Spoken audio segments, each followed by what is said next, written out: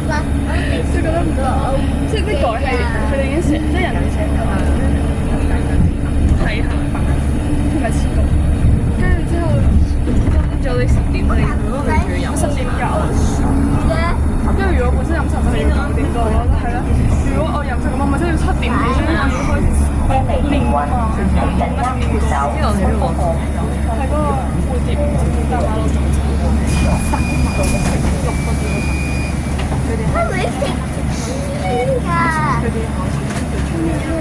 我就冇去飲啊！跟住前一晚周英本身仲喺度，跟住話咗，不過之後都覺得我應該唔去飲啦。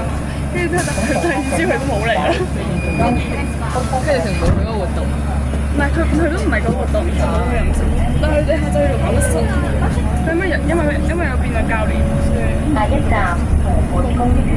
之前有變更加係嗰種自己頭先嘅嗰種即係佢淡定咁喺度走。佢話夜晚㗎佢哋。所以已經係逛街式咯喺裏邊，跟住之後咧，但係佢唔知個故事講咩咯，佢嚟係完全冇了解個故事內容。一心只有任務，沒有任何故事。跟住為咗就係嗰啲有啲天然反應，我係唔係好驚。然後黃專係比較驚。睇唔出。關鍵。我嗰陣時都話佢哋，係咪唔係得翻啲？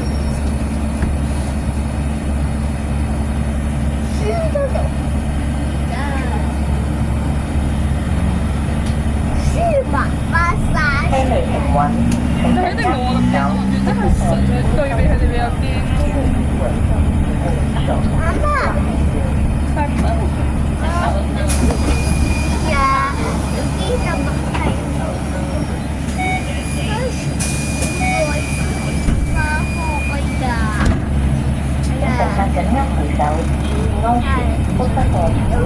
因為單線咯。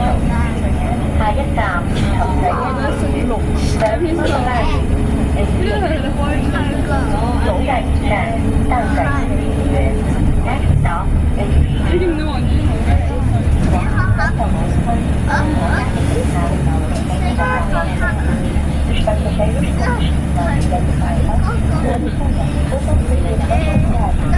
你見到佢勁咩啦？你睇下，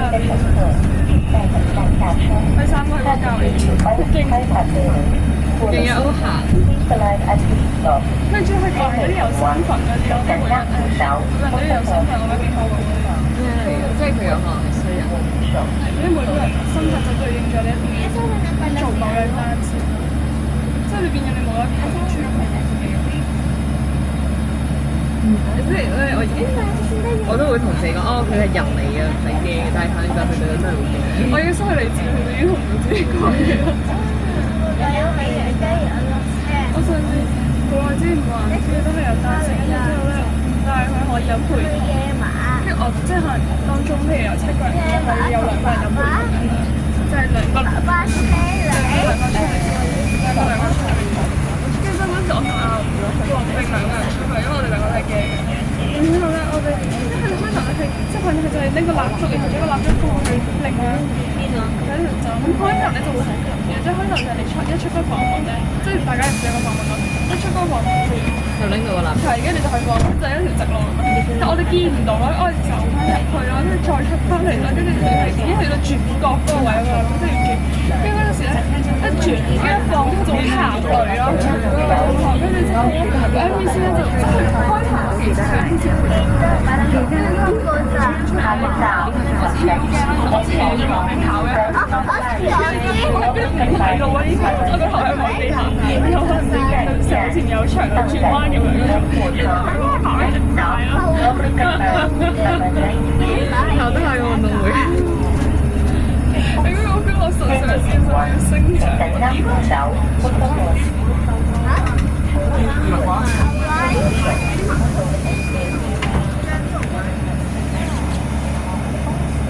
黃庭都話跑得快，應該係真係快。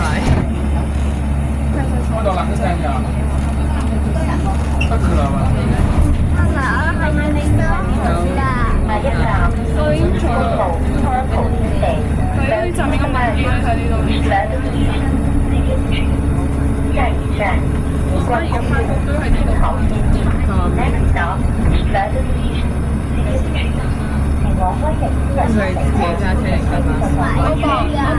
種似係澳門就嚟講就係嗰種，跟住就會有嗰啲直播巴士，但係佢唔使做。